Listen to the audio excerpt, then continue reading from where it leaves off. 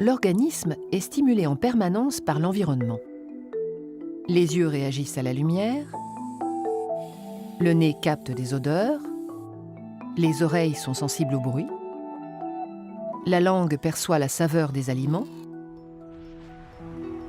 la peau est sensible à la température et son contact avec les objets permet d'identifier leurs caractéristiques. Ces organes sont associés à nos sens. Ce sont les organes sensoriels. Quand un organe sensoriel est stimulé, il génère des messages nerveux.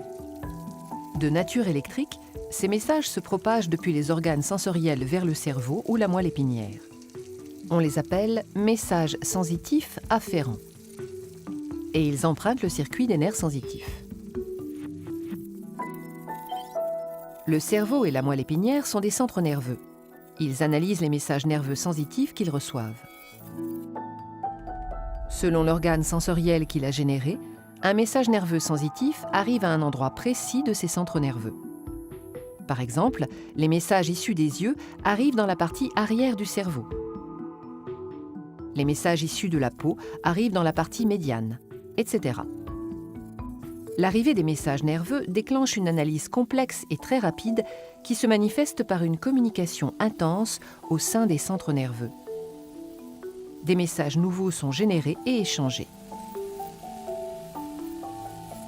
Les centres nerveux peuvent alors générer des messages efférents. Ce sont des messages qui empruntent d'autres nerfs et qui transitent jusqu'à certains organes. Par exemple, les nerfs moteurs sont spécialisés dans la communication des messages moteurs efférents vers les muscles. Lorsqu'un organe reçoit un message efférent, c'est un ordre qu'il reçoit du cerveau et qu'il doit exécuter. On dit que c'est un organe effecteur. Ici, un muscle reçoit l'ordre de se contracter.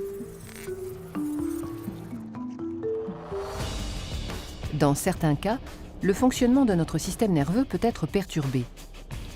Les bruits trop forts abîment les récepteurs sensoriels de nos oreilles, les rayons ultraviolets sont mauvais pour nos yeux et notre peau, etc.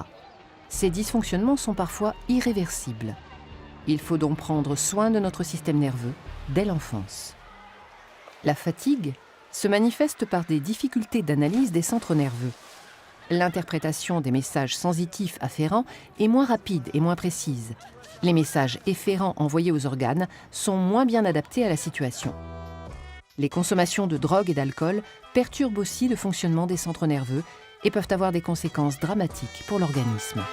Trop d'alcool, trop de fatigue, trop de médicaments? Passe le volant. Mieux vaut s'accrocher à la vie qu'à son volant.